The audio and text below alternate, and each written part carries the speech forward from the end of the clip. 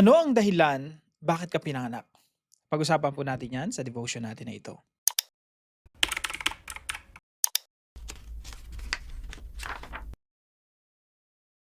Magandang araw po sa bawat isa sa inyo. Welcome back to our 365 Daily Devotions, Bible Characters Edition. Binabati ko po muna ng happy birthday si Ma'am Catalina. Ako po ay nakikigalak sa inyong kaarawan. Now, yung topic po natin ngayon ay patungkol po kay Moses. At dito po sa Exodus chapter 2, pakinggan po natin ang sinasabi ng banal na kasulatan. Now, a man of the tribe of Levi married a Levite woman, and she became pregnant and gave birth to a son. When she saw that he was a fine child, she hid him for 3 months. So, meron pong dalawang Levita rito at mag-asawa po sila at nagbuntis yung isa, ang pinagbubuntis po dito ay si Moses. Now, balikan po muna natin yung family tree ni Abraham. So, si Abraham po, ang anak niya si Isaac, ang anak ni Isaac ay si Jacob ang anak niya ay yung 12 bumubuo ng 12 tribo ng bayan of Israel o ng bansang Israel. Now, isa po sa mga tribo doon ay si Levi. Siya po yung pinaka-founder. At dito po nanggaling si Moses. Kaya po rito sa verse natin dito sa Exodus chapter 2, si Moses po pinanganak siya mula sa mga Levita. Now, something interesting sa Biblia, 'di ba?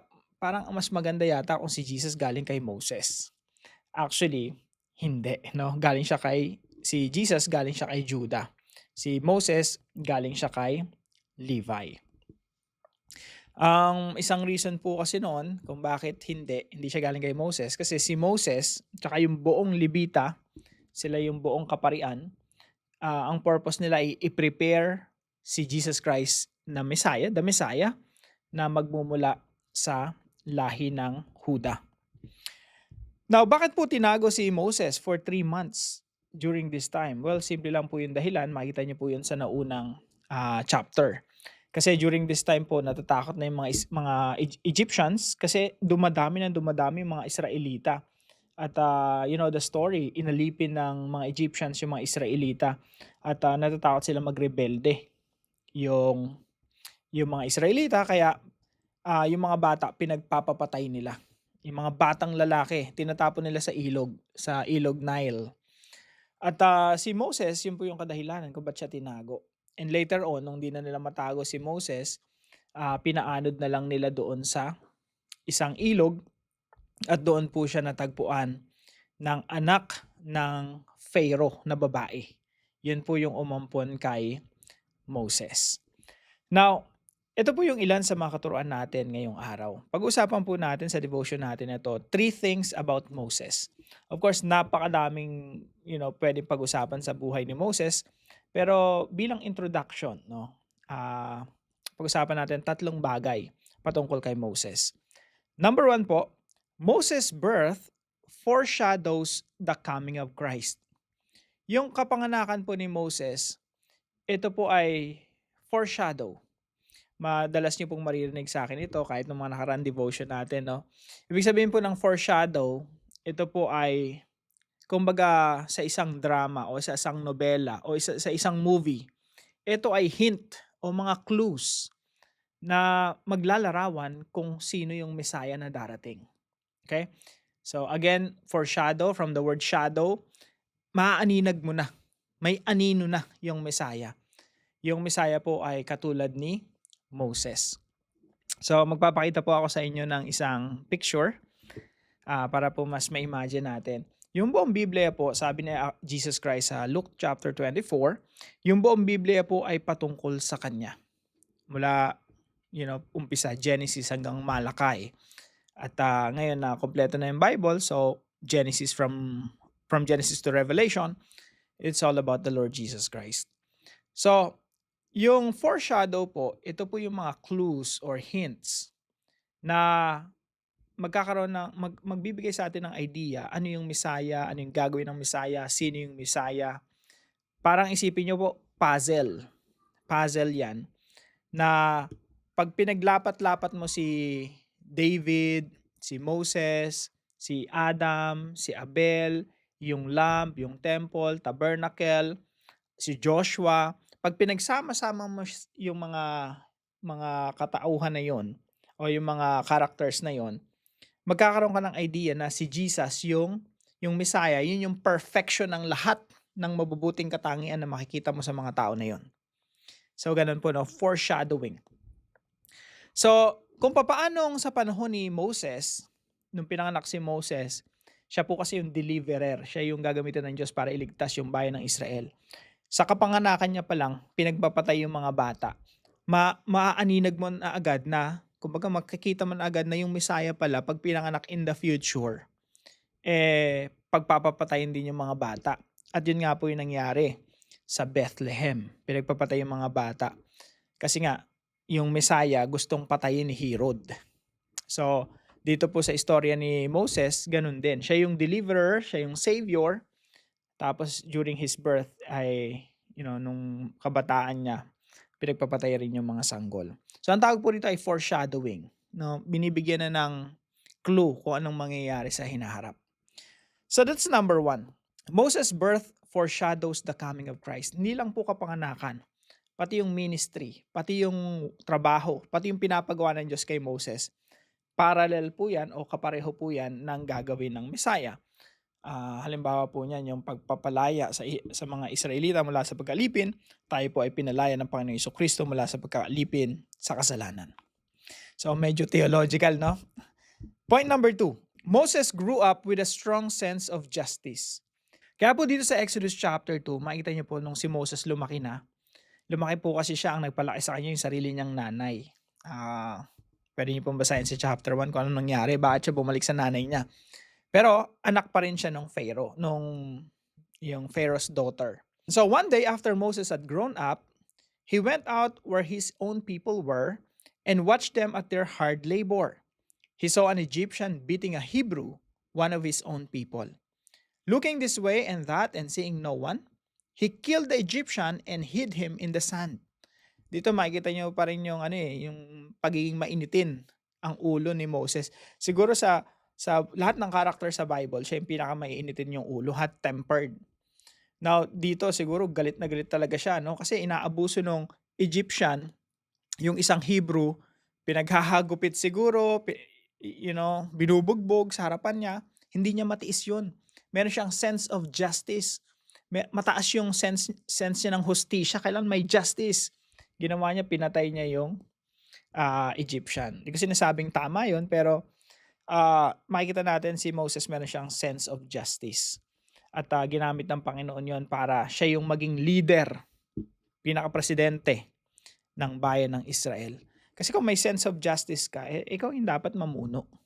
Kasi ayaw mo ng mga inaabuso. Ayaw mo ng mga karapatang pantao, tinatapakan ng iba. Now, pangatlo po, Moses was unqualified and yet qualified. Bakit po unqualified si Moses? Well, kung makikita mo si Moses, Prince of Egypt, no, merong education, siya lang talaga yung educated at that time. Pero, kung isipin mo mabuti, napaka-reluctant ni Moses. Nang tinawag siya ng Diyos para palayain ang Israel mula sa pag-alipin sa Egypt, ang dami niyang complain, ang dami niyang reklamo. Sabi niya, Lord, iba na lang. Reluctant siya, tapos utal-utal pa siya. Buyoy siya, no? Bulol. Or, I don't know, hindi siya sanay magsalita, hindi siya sanay humarap sa tao.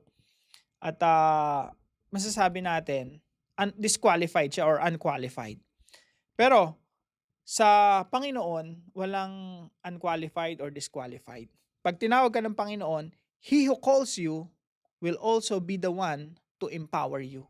Kaya bawat isa sa atin, no, kung sino man sa atin, feeling mo hindi ka qualified sa isang trabaho, hindi ka qualified sa isang career, hindi ka qualified sa mag-lead ng pamilya mo, hindi ka qualified, maging maghawak ng negosyo.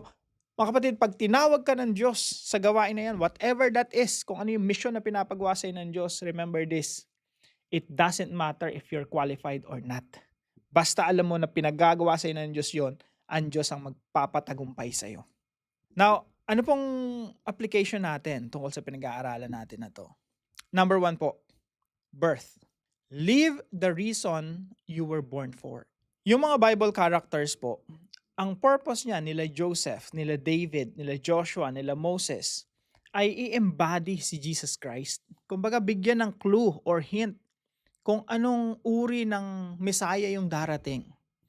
Lalo na si Joshua, no, conqueror. So yung Messiah, conqueror din. Si David, hari siya. At he's ruling his kingdom with justice. Ganun rin yung Messiah. He will rule the entire world with justice. So, yun yung reason ng mga Bible characters. They're living for, the purpose of their lives is to live as someone na kahawig ng Messiah. At imagine si Moses, no, hindi niya ipinamuhay yung calling niya o yung panawagan sa kanya ng Diyos. Hindi siya magiging si Moses na kilala natin ngayon. Now, ikaw rin at ako, lahat po tayo, pinanganak tayo for a reason. Hindi po totoo na pagkapanganak mo at nagsisimula kang mag-isip, magkaroon ng muwang, ikaw yung gagawa ng sarili mong purpose or sarili mong direksyon or sarili mong patutunguhan. In fact, biblically speaking, hindi ka pa pinapanganak, may plano na si Lord sa'yo. Hindi ka pa pinapanganak, may purpose na si Lord sa'yo. That's something you have to discover. May reason ba't ka pinanganak. Hindi ikaw ang gagawa ng reason mo. Hindi ikaw ang gagawa ng purpose mo. Meron ng purpose, may reason na. Ang kailangan mo lang gawin, i-discover yon at ipamuhay yung dahilan kung ba't ka pinanganak dito sa mundo. At hindi po natin mahuhusgahan yan, mga kapatid, sa nangyari lang sa atin sa nakalipas o sa isang araw ng buhay natin. Hindi mo masusukat yung purpose ng Lord sa isang araw lang o sa isang buwan. Yan po ay pangkabuuan ng buhay natin na dapat ipamuhay natin ng tama. So, pangalawa po, justice. Be a person of fairness and justice. Huwag po tayong manlamang sa kapwa sa mga business deal. Kahit na meron kang kakayahan na lamangan yung iba. Kahit nasa lahat na ng opportunity, nasa na lahat ng mga baraha, huwag mong lamangan yung iyong kapwa. Di bali nang ikaw yung lamangan, kesa ikaw yung manlamang sa kapwa mo. So, sa ibang pamamaraan naman, no, how can we show or how can we become a person of fairness and justice? Sa mga tao sa paligid natin, kagaya ni Moses, dapat hindi mo matolerate yung evil eh. Yung evil kasi yung kasamaan, yung pagiging unfair ng ibang tao o panlalamang ng ibang tao, pag tinotolerate mo yan, lalo na within your scope of influence, pag tinotolerate mo yan, magiging normal yan. At kung ano ang maging normal at maging habitually ginagawa ng tao, magiging kultura. Kahit sa pamilya, magiging kultura yan.